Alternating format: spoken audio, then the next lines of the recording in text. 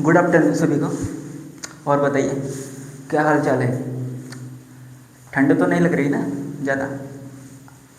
तो चलिए अब हम जानते हैं आज का लेक्चर नंबर 10 रियल एनालिसिस का। ठीक है, देखिए ये मेरा new YouTube channel universal math गुरु।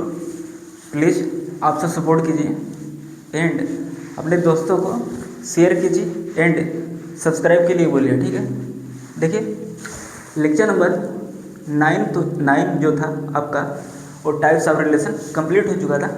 देखिए टाइप्स ऑफ रिलेशन मैंने क्या क्या जाना था। पहला जाना था कि रिफ्लेक्सिव क्या होता है। दूसरा जाना था हमने क्या, सिमेट्रिक। तीसरा जाना था ट्रांजिटिव। चौथा जाना था यूनिवर्सल रिलेशन क्या होता है। ठीक है, फिर उसके बाद मैंने जाना कि आइडेंटिटी रिलेशन क्या होता है। फिर उसके बाद मैंने जाना असिमेट्रिक रिलेशन और एंटी सिमेट्रिक रिलेशन। ठीक है, और मैंने लास्ट में जाना इनवर्स रिलेशन क्या होता है। ठीक है, मैंने इतना चीज़ें कवर कर लिया था। ठीक है, चलिए आज हम डिस्कस करेंगे काउंटिंग ऑफ रिलेशन, मतलब हम कैसे काउंट करेंगे कि हमारे किस टाइप के रिलेशन में कितने बनेंगे रिलेशन। ठीक है, मतलब वो रिफ्लेक्सिव होगा या ट्रांजिटिव होगा, और यदि है तो उसमें कितने सबसेट्स बनेंगे। ठीक है, तो उसी का हम आज डिस्कस करेंगे। ठीक है, तो चलिए डिस्कस करते हैं आज का लेक्चर नंबर 10 हम अब स्टार्ट करते हैं। ठीक है, अच्छा कितने लोगों को लेक्चर नंबर 9 तक डाउट है, प्लीज़ आप लोग सभी कमेंट करिए। ठीक है, हम कमेंट का वेट करेंगे। ठीक है, तो चलिए आज का लेक्चर हम स्टार्ट करते हैं। ठीक है, देखिए रियल एनालिसिस लेक्चर नंबर 10। ठीक है, ये मेरा new YouTube channel universal math Guru. Please आप सभी लोग सपोर्ट करिए। ठीक है, देखिए तो आज का पहला टॉपिक आपका काउंटिंग ऑफ रिलेशन में सबसे पहला टॉपिक आता है आपका रिफ्लेक्सिव रिलेशन। ठीक है, क्या आता है, रिफ्लेक्सिव रिलेशन। देखिए इसको जानने से पहले हम थोड़ा इधर जान लेते हैं। देखिए ये मैट्रिक्स मैंने बनाया है। ठीक है, इसकी ज़रूरत क्यों पड़ी इसको मैं लास्ट में डिस्कस करूँगा। ठीक है, देखिए कोई सेट ए दिया गया है A1 का मैं A2 का मैं डॉट डॉट डॉट AN। ठीक है, उसका मैंने A क्रॉस A निकाला। ठीक है, A1 A2 dot dot AN cross A1 A2 dot dot dot AN। ठीक है, इतना चीज़ आपको क्लियर हुआ। अब मैंने आपको कार्टेशियन प्रोडक्ट बताया था कि कैसे फाइंड करते हैं। ठीक है, अब देखिए A1 का A1 के साथ, A1 का A2 के साथ, इसको क्या बोलते हैं, रो बोलते हैं। ठीक है, इसको बोलते हैं कॉलम। ठीक है, A1 को A1 के साथ, A1 को A2 के साथ, मतलब इसके एलिमेंट का इसके हर एलिमेंट के साथ। ठीक है, डॉट डॉट डॉट A1 का AN। ठीक है, अब हम A2 को उठाएंगे, A2 का A1, A2 का A2, A2 का A3। ठीक है, A2 का AN। ठीक है, इसको मैंने रो में लिख लिया। ठीक है, अब देखिए ऐसे ही A3 को उठाएंगे आप लोग, A4 को उठाएंगे। ठीक है, तो जब आप A3 को उठाएंगे तो A3 का A1 हो जाएगा, A3 का A2 हो जाएगा, A3 का A4 हो जाएगा। ठीक है, A3 का A5 हो जाएगा, A3 का AN हो जाएगा लास्ट में। देखिए यहाँ पे। ठीक है, जब आप AN को उठाएंगे, AN का A1, AN का A2, AN का A3। ठीक है, इतना चीज़ आपको क्लियर हो, AN का AN। ठीक है, लास्ट में यहाँ पे अब देखिए ये जो मैट्रिक्स बनी आपका वो कैसी मैट्रिक्स है, N क्रॉस N का, मतलब इसका ऑर्डर जो है वो N क्रॉस N, मतलब इसमें टोटल N स्क्वायर एलिमेंट्स मौजूद हैं। ठीक है, टोटल क्या है इसका ऑर्डर N क्रॉस N, तो एलिमेंट्स कितना रहेंगे N स्क्वायर। ठीक है, इतना चीज़ आपको क्लियर हुआ। देखिए इसको रो बोलते हैं। ठीक है, इसको कॉलम, क्या इसको कॉलम। ठीक है, जो ऐसे रहेगा आपका वो आपका क्या होगा, रो होगा, और ऐसे वाला जो होगा वो आपका कॉलम होगा। ठीक है, इतना चीज़ आपको क्लियर हुआ। अब देखिए रिफ्लेक्सिव रिलेशन में अभी मैंने बताया कि टोटल एलिमेंट्स कितना है N स्क्वायर। ठीक है, तो वहाँ पे देखिए टोटल एलिमेंट्स N स्क्वायर है। ठीक है, देखिए अब हम बात करेंगे कि डायगोनल एलिमेंट्स क्या होते हैं। ठीक है, देखिए आप नोटिस कर पा रहे होंगे कि A1 का A1, A2 का A2, A3 का A3 डट डट डट En का En, ठीक है। ये जो है ऐसे है, इसको हम क्या बोलेंगे, डायगोनल एलिमेंट्स, ठीक है। और डायगोनल एलिमेंट्स में कितने एलिमेंट्स हैं, टोटल n तक है, तो इसलिए इसमें n एलिमेंट्स हैं, ठीक है। सिर्फ हम डायगोनल एलिमेंट्स की बात करेंगे, ना ऊपर ना नीचे, सिर्फ और सिर्फ डायगोनल एलिमेंट्स हैं, ठीक है। इतना चीज़ आपको क्लियर हुआ। अब देखिए डायगोनल एलिमेंट्स कितने हैं आपके, n है, ठीक है सर। अब देखिए जब हम नॉन डायगोनल निकालेंगे, नॉन डायगोनल, तो क्या करेंगे हम कि टोटल आपके एलिमेंट्स कितने n स्क्वायर है। यदि हम डायगोनल को हटा दें तो जो बचेगा हमारा वो क्या होगा, नॉन डायगोनल होगा, ठीक है। तो नॉन डायगोनल क्या होगा, n स्क्वायर में से यदि आप डायगोनल को हटा देंगे, मतलब यदि आप n को हटा देंगे तो क्या बचेगा, n स्क्वायर माइनस n बचेगा, ठीक है। इतना चीज़ आपको क्लियर हुआ। अब देखिए रिफ्लेक्सिव रिलेशन का डिफिनीशन क्या बोलता था। देखिए ए कामा ए होना चाहिए belongs to R, for all a belongs to कोई सेट दिया रहेगा, ठीक है। मतलब हर एक एलिमेंट्स का उस सेट में से उसका क्या बनना चाहिए, सेल्फ रिलेशन होना चाहिए, ठीक है। तो देखिए, और हाँ यदि एक्स्ट्रा चीज़ आ जा रही है तो उसमें कोई दिक्कत नहीं है, ठीक है। इतना मैंने आपको बताया था, ठीक है, पिछली क्लासेस में। अब देखिए यहाँ पे मान लेते हैं, देखिए ये तो आएगा ही, मतलब ये तो सेल्फ रिलेशन है, ये तो डायगोनल वाला आएगा ही आएगा। अब देखिए A1 का A2 आ भी सकता है और नहीं भी आ सकता, मतलब हर एलिमेंट्स के पास कितने चॉइसेस है, 2 चॉइसेस हैं। मतलब देखिए A1 का A2 आए या फिर ना आए, ठीक है, इसमें कोई दिक्कत नहीं। इसलिए जो डायगोनल के ऊपर एलिमेंट्स हैं या फिर जो डायगोनल के नीचे एलिमेंट्स हैं, उनके पास हर एक जो ऑर्डर दिया गया है, पेयर दिया गया, उसके पास 2 चॉइसेस हैं, ठीक है। देखिए इसलिए मैंने लिखा है नाउ AI का AJ for all I does not equal to J। यदि I इक्वल टू J हो गया तो ये हमारा डायगोनल हो गया ना, जो कि मैंने आपको बता दिया है, ठीक है। इसलिए यहाँ पे इक्वल का साइन मैंने नहीं लगाया, ठीक है। अब देखिए हर एक एलिमेंट्स जो मतलब डायगोनल के ऊपर हैं या तो नीचे हैं, डायगोनल वाले नहीं है, ठीक है, तो उनके पास 2 चॉइसेस हैं, ठीक है। देन टोटल रिफ्लेक्सिव रिलेशन क्या होगा, मतलब देखिए आपने पढ़ा था पावर सेट में, मतलब हम जैसे 2 के पावर सेट की कंडक्टिविटी लिखते थे, वैसे ही हम अब देखिए हर एक के पास 2 चॉइसेस हैं। अभी मैंने निकाला कि नॉन डायगोनल कितने हैं, n स्क्वायर माइनस n है, ठीक है। तो 2 के power n square minus n जब आप करेंगे, ठीक है, तो आपका क्या आ जाएगा, टोटल रिफ्लेक्सिव रिलेशन आ जाएगा, ठीक है।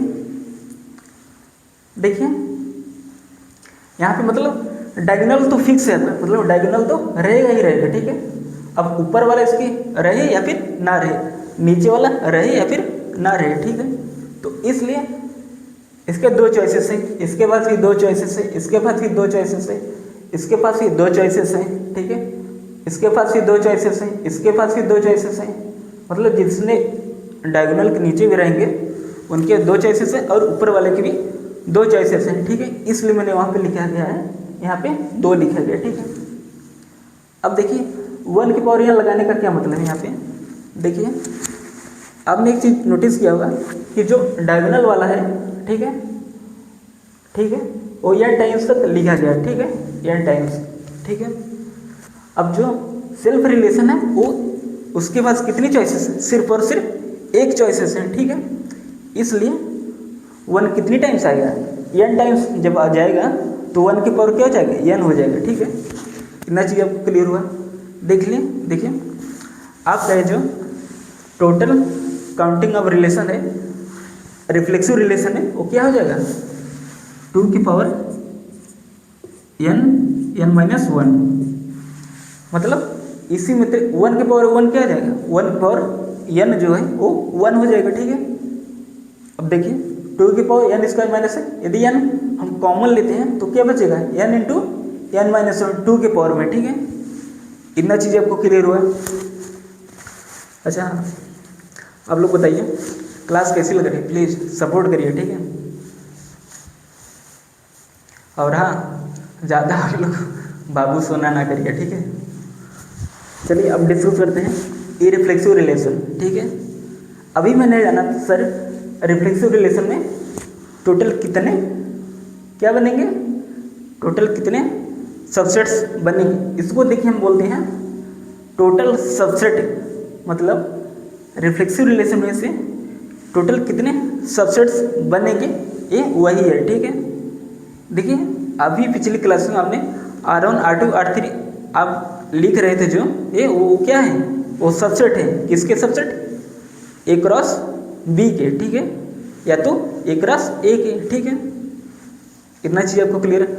मैंने रिलेशन की डेफिनेशन क्या होता है, R is a subset of A cross B, मतलब आज हम वही डिस्कस करें कि ऐसे कितने R बनेंगे, ठीक है। इतना चीज़ आपको क्लियर हुआ। ये वही है, क्या है, नंबर ऑफ सबसेट्स, ठीक है, इन रिफ्लेक्सिव रिलेशन, ठीक है। इतना चीज़ आपको क्लियर हुआ। देखिए अब हम बात करते हैं ई रिफ्लेक्सिव रिलेशन में।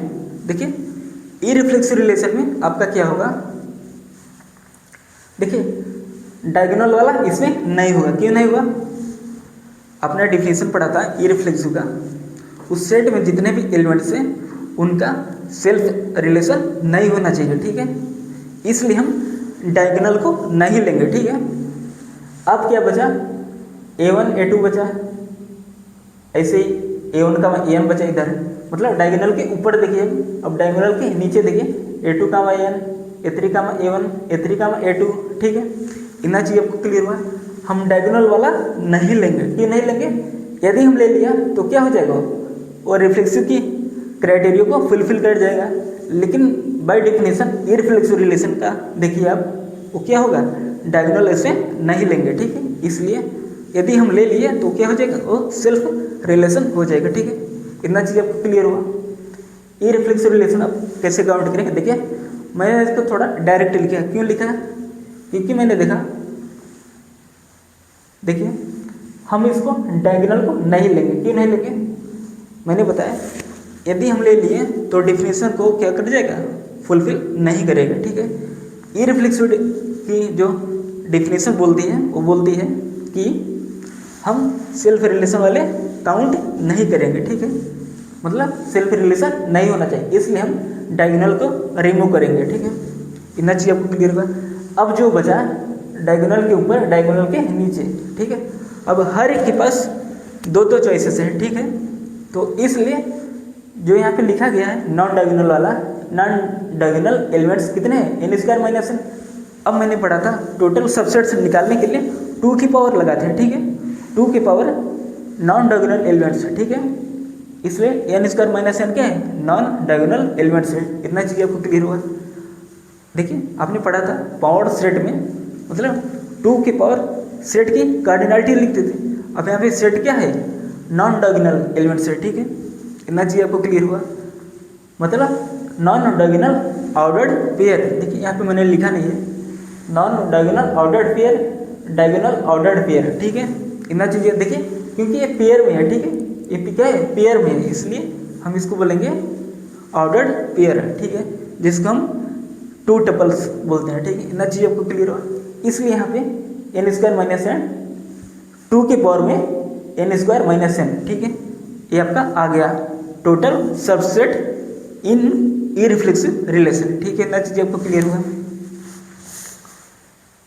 देखिए अब देखिए आइडेंटिटी रिलेशन, अब हम काउंट करेंगे आइडेंटिटी रिलेशन। अब देखिए आइडेंटिटी रिलेशन क्या बोलता है, मतलब उस सेट में से जितने भी एलिमेंट्स रहेंगे उनका सेल्फ रिलेशन बनना चाहिए और एक्स्ट्रा चीज़ें नहीं आनी चाहिए, ठीक है।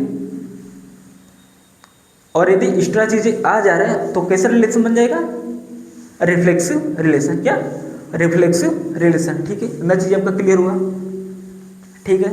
इतना चीज़ आपका क्लियर हुआ ना, तो इसलिए इसको यदि आप n टाइम्स लिखा गया है, ठीक है, ये देखिए डायगोनल वाला जो है वो n टाइम्स लिखा गया है, ठीक है। तो 1 करेंगे 1 1, तो 1 into 1 into 1 into n times, तो क्या आ जाएगा, देखिए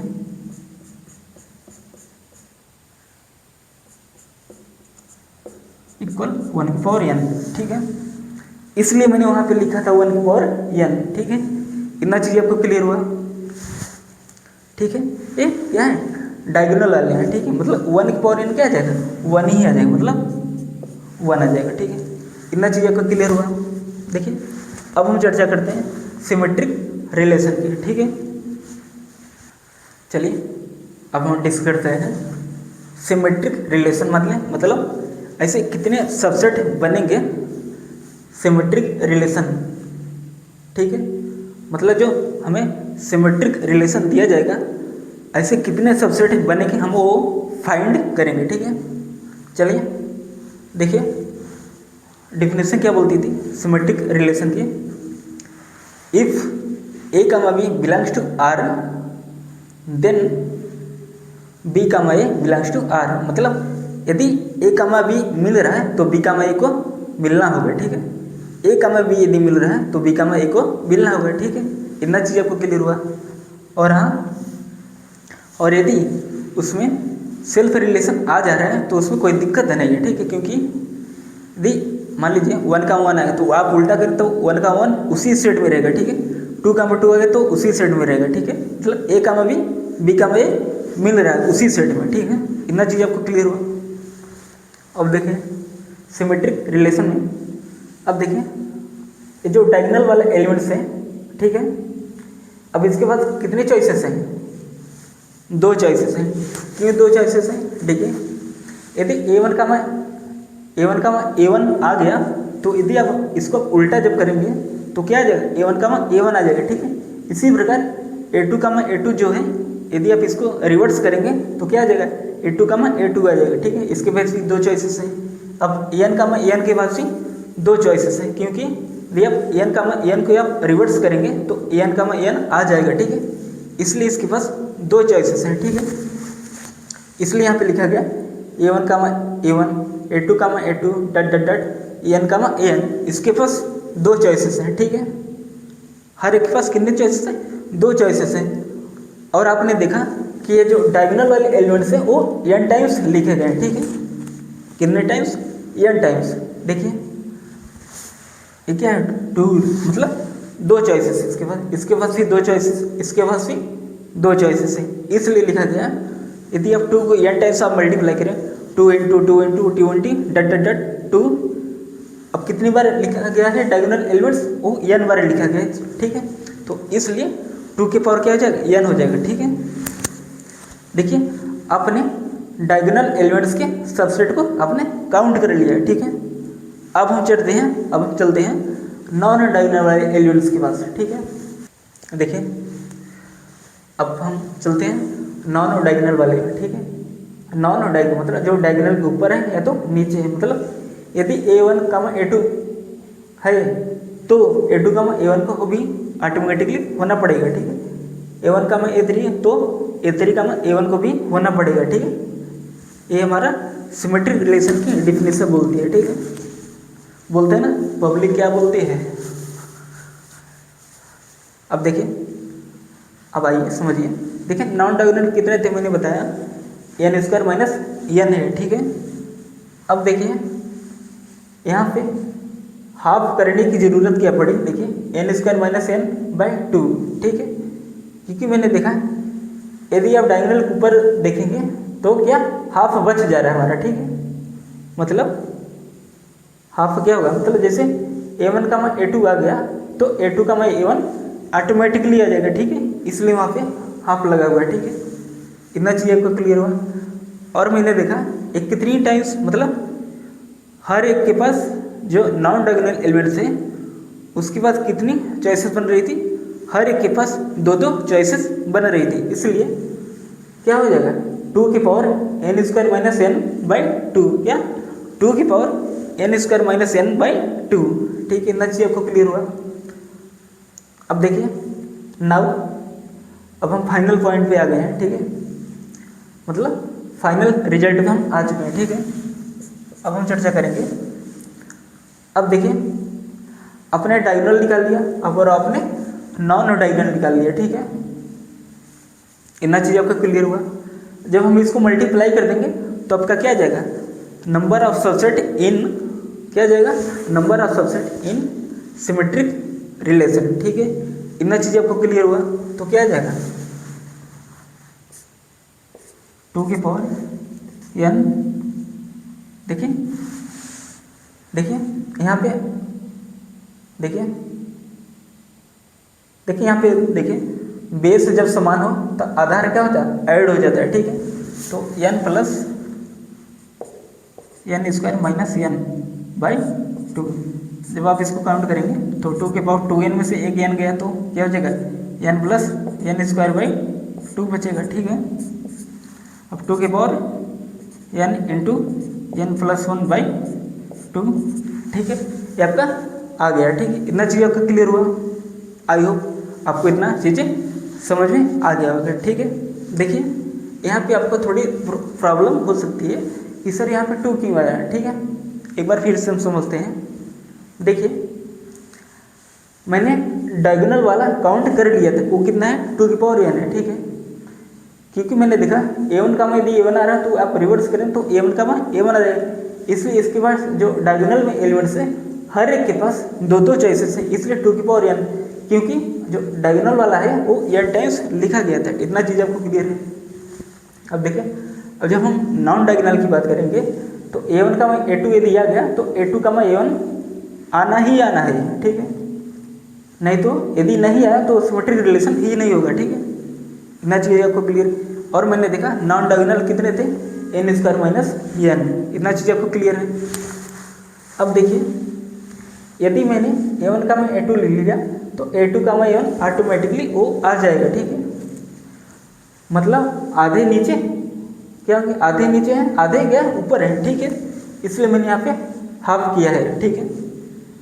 इतना चीज़ आपको क्लियर है। तो इसलिए और मैंने देखा हर एक के पास दो दो चॉइसेस हैं, ठीक है। अब देखिए हर एक के पास दो दो चॉइसेस हैं, इसलिए 2 की power n square minus n by 2 मतलब 2 की पावर में लगा देंगे, ठीक है। आपने पावर सेट पढ़ा होगा, ठीक है। तो हम उसी का यूज कर रहे हैं। देखिए पावर सेट क्या बोलता था, पावर सेट की कार्डिनलिटी जो होती वो 2 की पावर सेट थी, मतलब कोई सेट दिया रहेगा मतलब 2 की पावर सेट की कार्डिनलिटी, ठीक है। इतना चीज़ आपको क्लियर होगा, ठीक है। प्लीज आप लोग इसको नोट डाउन कीजिए। चलिए अब हम डिस्कस करेंगे असिमेट्रिक रिलेशन में कितने सबसेट होंगे, हम उसको फाइंड करेंगे, ठीक है। देखिए असिमेट्रिक रिलेशन की डेफिनेशन क्या बोल रही है, मतलब यदि a कामा b मिल रहा है तब b कामा a को नहीं होना चाहिए। मतलब if a related to b then b does not related to a, ठीक है। इतना चीज़ आपका क्लियर हुआ। देखिए असिमेट्रिक रिलेशन में देखिए आपका सब कुछ वही रहेगा, ठीक है।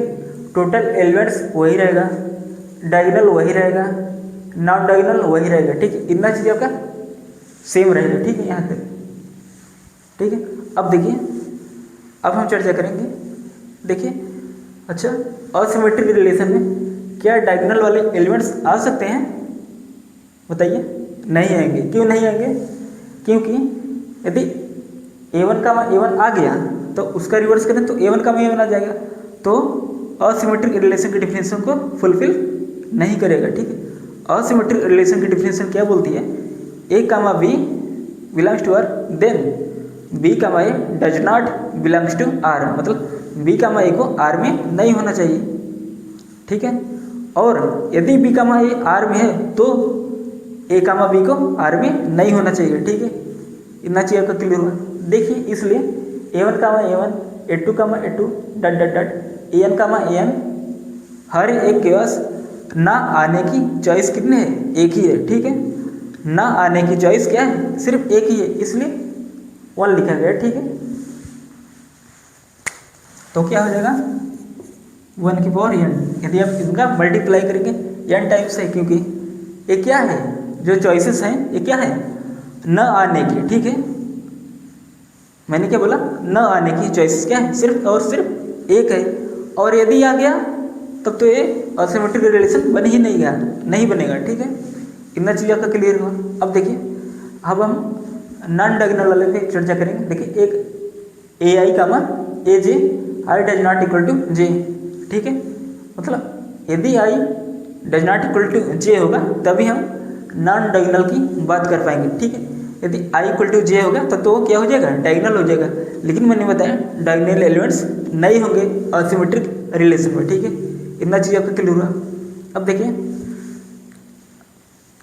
अब देखिए ए आई कामा ए जे के पास कितने चॉइसेस हैं, 3 चॉइसेस हैं। कैसे देखिए पहला ये होगा कि A1 कामा A2 यदि है तब A2 कामा A1 को नहीं होना, ठीक है। देखिए या तो एक आए और एक ना आए, और एक ना आए और एक आए, ठीक है, या तो दोनों ना आए, ठीक है। कितने चॉइसेस हैं, 3। देखिए पहला चॉइसेस क्या है, यदि A1 कामा A2 आ गया तब A2 कामा A1 को नहीं आना, ठीक है। और यदि A1 कामा A2 नहीं आया है तब A2 कामा A1 को भी नहीं आना होगा, ठीक है। और यदि A1 कामा A2 नहीं आया है तब A2 कामा A1 को नहीं आना होगा, ठीक है। फिर से एक बार समझ लीजिए। देखिए क्या होगा, A1 कामा A2 यदि आ रहा है तब A2 कामा A1 को नहीं आना होगा, ठीक है। मतलब एक आए एक ना आए और एक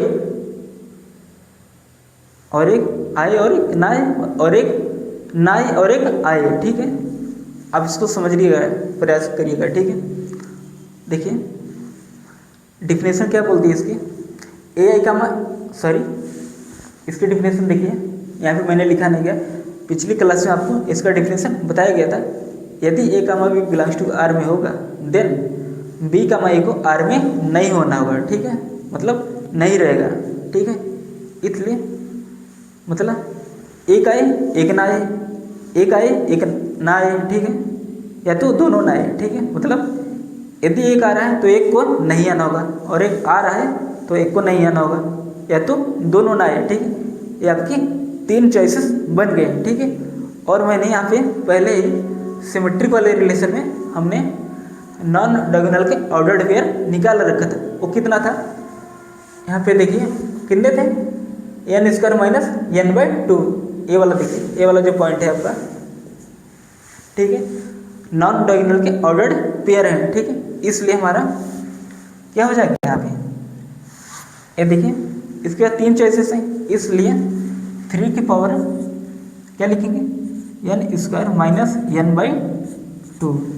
ये क्या होगा आपका सबसेट होगा, किसमें, असिमेट्रिक रिलेशन में, ठीक है। इतना चीज़ आपको क्लियर हुआ, आई होप आपको क्लियर हो गया होगा, ठीक है। अब चलिए इसको प्लीज़ आप लोग नोट डाउन कीजिए। देखिए अब हम डिस्कस करेंगे एंटी सिमेट्रिक रिलेशन में कितने सबसेट बनेंगे, मतलब R1 R2 R3 ऐसे कितने होंगे, ठीक है। अब हम वो डिस्कस करेंगे, ठीक है। तो चलिए अब अगला हेडिंग डालिए, एंटी सिमेट्रिक रिलेशन, ठीक है। क्या डालेंगे, anti symmetric relation.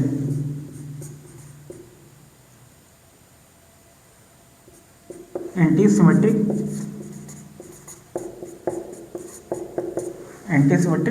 Relation.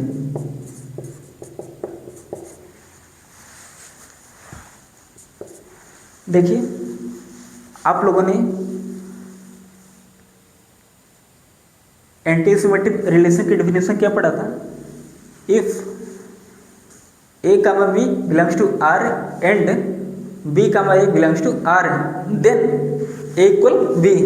Please आप लोग डेफिनेशन देख लीजिएगा, ठीक है। डेफिनेशन क्या बोलती है, यदि a comma B belongs to R में है एंड बी कामा ए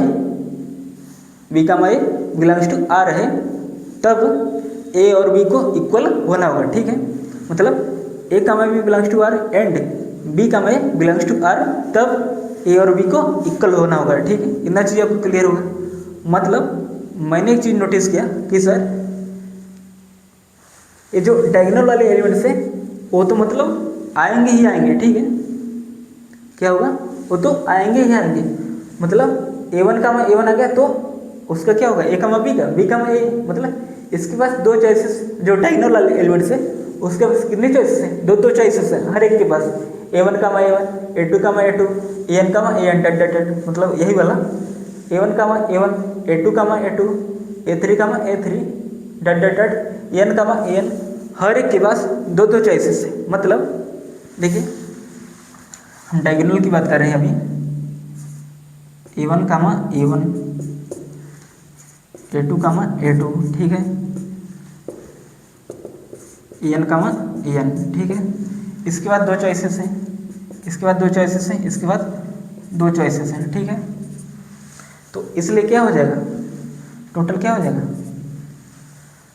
2 की पावर n हो जाएगा। क्या हो जाएगा, 2 की पावर n हो जाएगा, ठीक है। इतना चीज़ आपका क्लियर हुआ। देखिए अभी आपने देखा कि असिमेट्रिक रिलेशन में जो मैंने अभी निकाला सबसेट वो कितना आया था, n² माइनस n/2, और ये क्या थे, नॉन डायगोनल वाले थे। मतलब अभी मैंने डायगोनल वाला निकाल लिया है। यदि हम नॉन डायगोनल वाले को डायगोनल के साथ मल्टीप्लाई कर देंगे तो हमारा क्या आ जाएगा, एंटी सिमेट्रिक रिलेशन में ऐसे कितने सबसेट बने वो हमारा रिजल्ट आ जाएगा, ठीक है। मतलब अब देखिए मैंने डायगोनल निकाल लिया, अब हम नॉन डायगोनल पे चर्चा करेंगे। यदि A1 कामा A2 है और A2 कामा A1 है, तब हम बोलेंगे, क्या बोलेंगे कि A1 और A2 क्या होंगे, इक्वल होंगे। समझ रहे हैं आप, मतलब definition by definition anti symmetric relation if A comma B belongs to R and B comma A belongs to R then A equal B, ठीक है। एक बार डिफिनेशन को फिर से हम रिकॉल करते हैं। If A comma B belongs to R and B comma A belongs to R then A equal B, ठीक है। इतना चीज़ आपको क्लियर हुआ। अब देखिए मैंने डायगोनल वाला यहाँ पे निकाल लिया है, ठीक है। ये क्या है, ये डायगोनल वाले, और जो इसके ऊपर है वो नॉन डायगोनल, और जो इसके नीचे है वो भी क्या है, नॉन डायगोनल, ठीक है। इतना चीज़ आपको क्लियर हुआ। अब देखिए यहाँ पे मैंने असिमेट्रिक रिलेशन में डायगोनल वाला निकाल रखा है, ठीक है। सॉरी, नॉन डायगोनल वाला मैंने निकाल रखा है, ठीक है। यदि हम नॉन डायगोनल वाले को यदि हम डायगोनल के साथ मल्टीप्लाई कर देंगे, मतलब 2 की पावर n इंटू 3 की पावर n² माइनस n/2, यदि आप इसको मल्टीप्लाई कर देंगे तो क्या आ जाएगा आपका रिजल्ट। एंटी सिमेट्रिक रिलेशन में आपके कितने सबसेट होंगे वो आपका आंसर आ जाएगा, ठीक है। तो चलिए नाउ टोटल सबसेट इन एंटी सिमेट्रिक रिलेशन,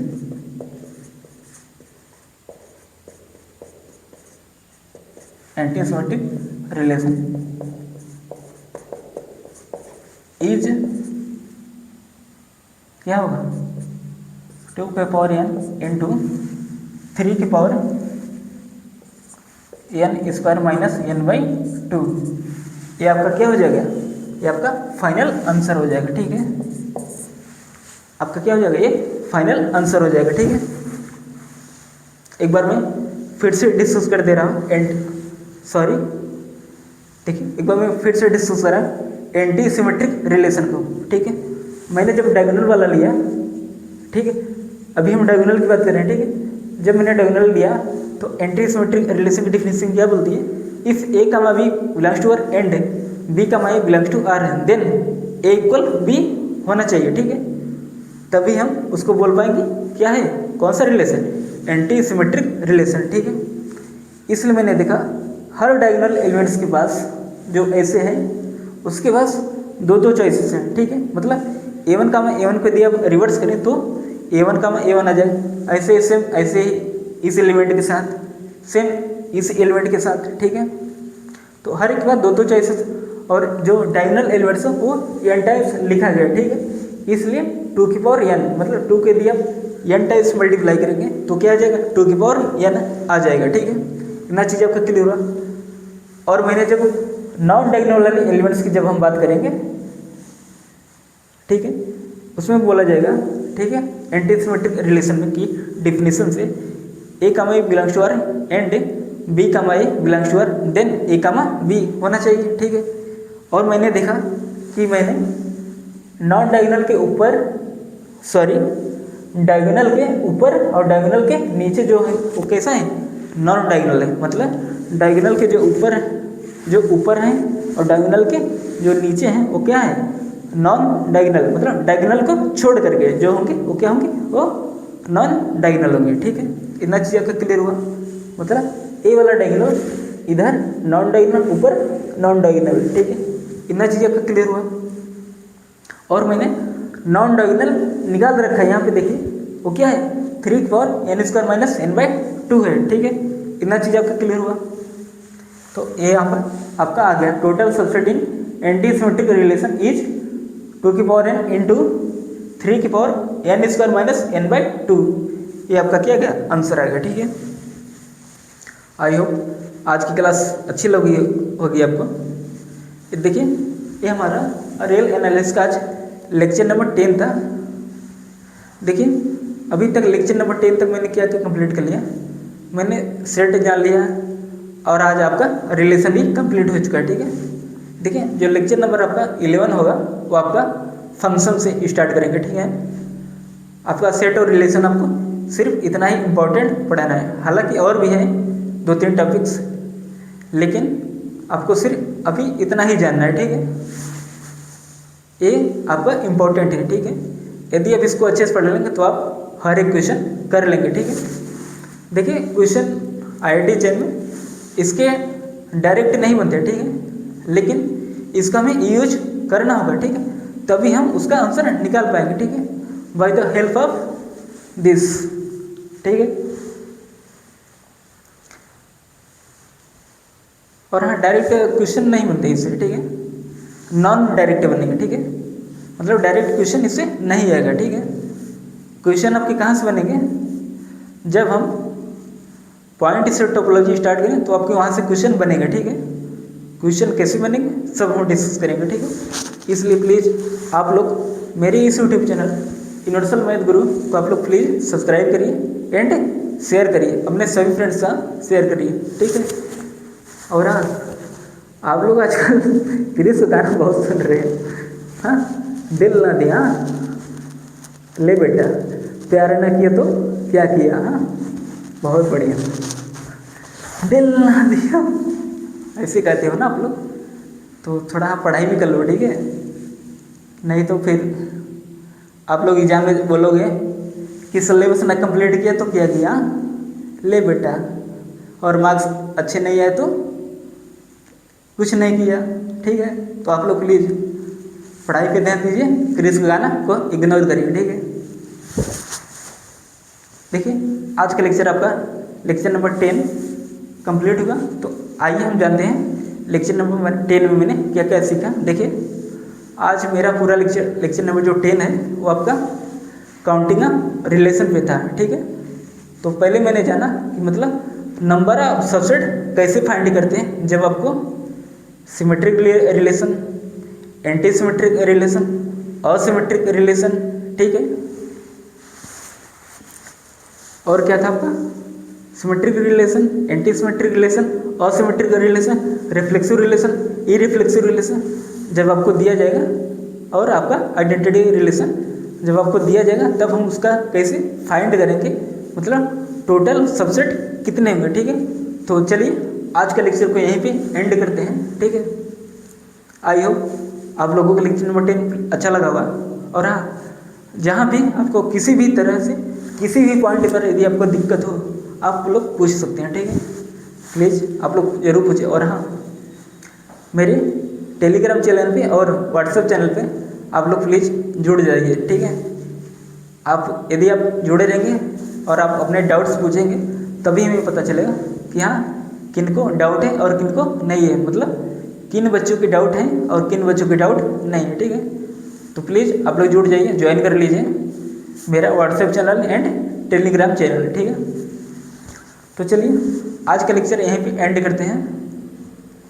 तो चलिए लेक्चर नंबर 11 जो आएगा आपका वो आपका क्या होगा, फंक्शन, ठीक है। तो हम लेक्चर नंबर 11 से हम फंक्शन स्टार्ट करेंगे, ठीक है। तब तक के लिए मिलते हैं नेक्स्ट लेक्चर में। थैंक्स फॉर वॉचिंग, धन्यवाद, bye bye, take care, love you love you love you.